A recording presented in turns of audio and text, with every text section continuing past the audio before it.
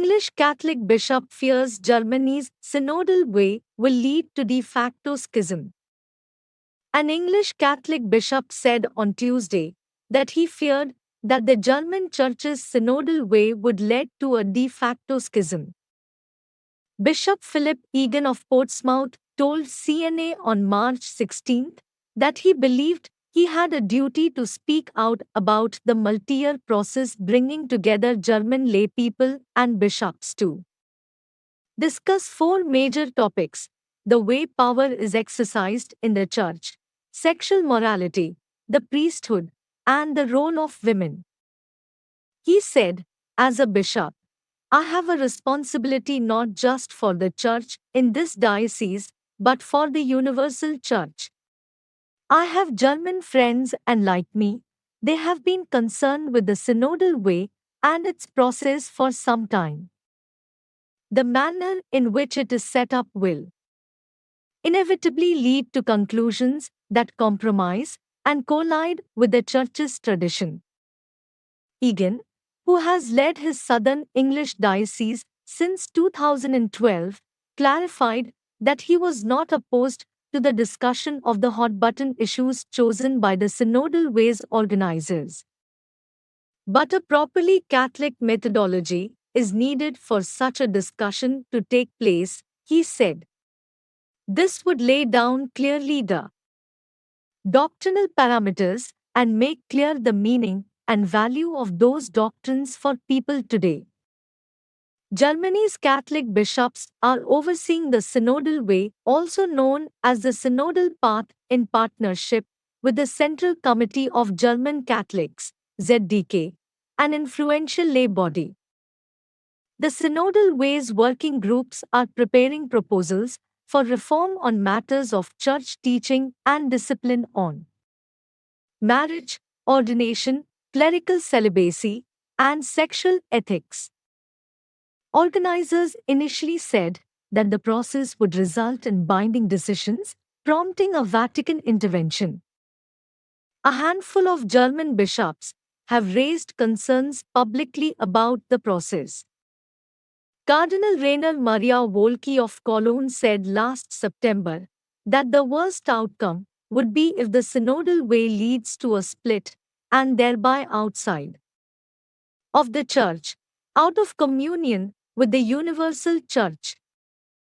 In an interview with the German Catholic news agency KNA, the cardinal said he worried that this would create something like a German national church. Bishop Rudolf Voderholzer of Regensburg has criticized the synodal ways procedures, accusing organizers of a lack of transparency. Egan told CNA, "My worry is that we are very close to the point of no return with this synodal way when bishops and people will be promoting positions at variance with the universal magisterium and the church's discipline, e.g., the ordination of women, intercommunion, etc. This will lead to a de facto schism that will be very difficult and theologically complex to repair." Synodal way organizers have repeatedly rejected claims that the process will lead to a split in the church.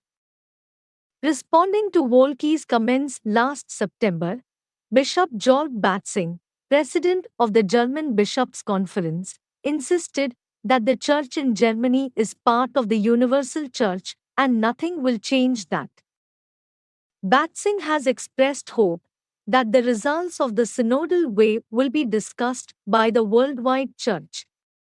In a May 2020 interview, he said he was very much in favor of transporting to Rome, to the level of the whole church, the insights and decisions that we garner from the synodal process.